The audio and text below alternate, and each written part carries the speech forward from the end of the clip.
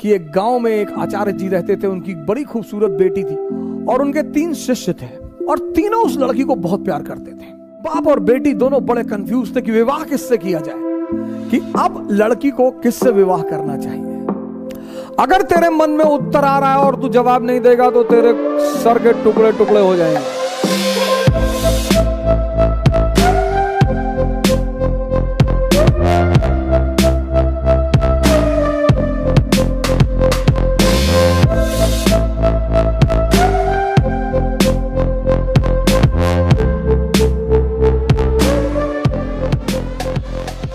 विक्रमादित्य की अगर आपने पहली कहानी सुनी हो, वेताल 25 पहली कहानी विक्रमादित्य जाता है। सोचिए क्या शिक्षा देने का तरीका था हमारे देश में, कहानी सुनाकर संदेश देना। विक्रमादित्य जाते हैं, बरगद के पेड़ पर एक लाश को उतारते हैं, अपने कंधे पर रखते हैं, तो लाश उन्हें कहानी सुनाना शुरू करती है। अब सोचिए सर, इस कहानी का मकसद क्या है? सुनिए कहानी और उसका मकसद। लाश उन्हें कहानी सुनाना शुरू करती है कि एक आचार्य थे, उनकी बड़ी खूबसूरत सी बेटी थी। आचार्य के 3 शिष्य थे। अब देखिए क्या तरीका था पढ़ाने का, संदेश देने का। तो लाश ने विक्रमादित्य को कहानी सुनानी शुरू की कि एक गांव में एक आचार्य जी रहते थे, उनकी बड़ी खूबसूरत बेटी थी और उनके 3 शिष्य थे और तीनों उस लड़की को बहुत प्यार करते थे और तीनों बड़े योग्य थे। आचार्य जी को भी लगता था कि यार योग्य तो तीनों है, लड़की को भी लगता था कि योग्य तो तीनों है, तो शादी किससे करूं? बाप और बेटी दोनों बड़े कंफ्यूज थे कि विवाह किससे किया जाए। और जब लड़की यह सुनिश्चित नहीं कर पाई कि विवाह किससे किया जाए, तो एक दिन लड़की ने आत्महत्या कर लिया। अब जब लड़की ने आत्महत्या कर लिया, तीनों बड़े निराश हुए, गए उसका दाह संस्कार किया। तो एक शिष्य तो तुरंत सन्यासी बन गया, वहीं धूनी लगा ली उसने उसकी कब्र के पास कि बस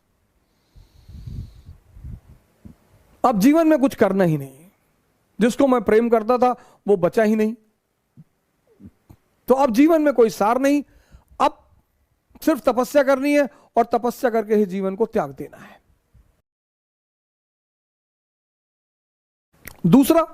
दूसरा फकीर बन गया, घूमने लगा देश विदेश में। उसे पता था कि हिंदुस्तान में कुछ संत हैं जो फिर से जीवित करने का मंत्र जानते हैं। लगा वो उन संतों को खोजने जो फिर से जीवित करने का मंत्र जानते थे। तीसरा जो उसमें था, वो डेली जाता था, उस मृत शरीर पे मसाला लेप लगाता था, साफ करता था, फिर उसे वहीं रख देता था। अब ये सिलसिला कुछ वर्षों तक चला, 2-4 वर्षों तक चला। तो वो जो घूम रहा था चारों तरफ, फकीर बन गया था, मंत्र की तलाश कर रहा था, पुनर्जीवन देने के मंत्र का जो तलाश कर रहा था, उसे एक दिन कुछ महात्मा लोग मिल गए, वो उस मंत्र को जानते थे। उसने उनकी सेवा की, उन्होंने उसे वो मंत्र सिखा दिया। जैसे ही उसने मंत्र सीखा, वो भगा वापस गांव की तरफ और वापस आकर उसने उस युवती को फिर से जिंदा कर दिया। जब उसने फिर से जिंदा कर दिया, तीनों दावेदार फिर खड़े हो गए और अब तो युवती और सुंदर हो गई। तब उस वेताल ने विक्रम से पूछा कि विक्रम बता कि अब लड़की को किससे विवाह करना चाहिए। अगर तेरे मन में उत्तर आ रहा है और तू जवाब नहीं देगा तो तेरे सर के टुकड़े टुकड़े हो जाएंगे, और अगर तूने जवाब दिया तो मैं तुझे छोड़कर चला जाऊंगा।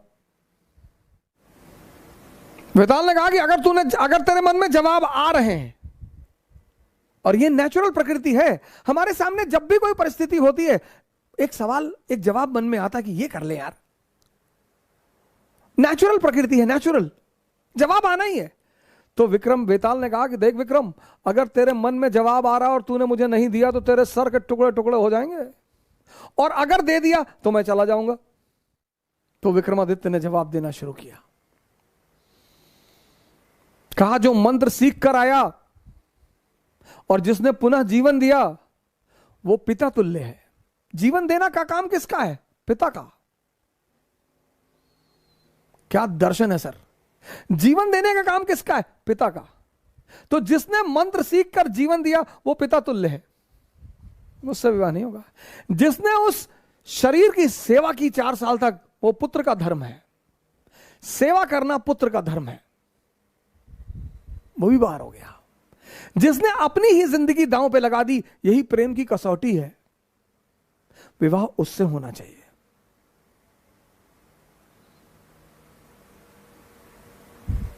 यह था शिक्षा देने का तरीका।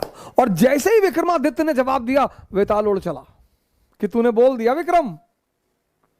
यानी अब सुनिए इस कहानी का दूसरा उद्देश्य क्या है। मौन। परम की जो प्राप्ति होगी वो मौन में होगी।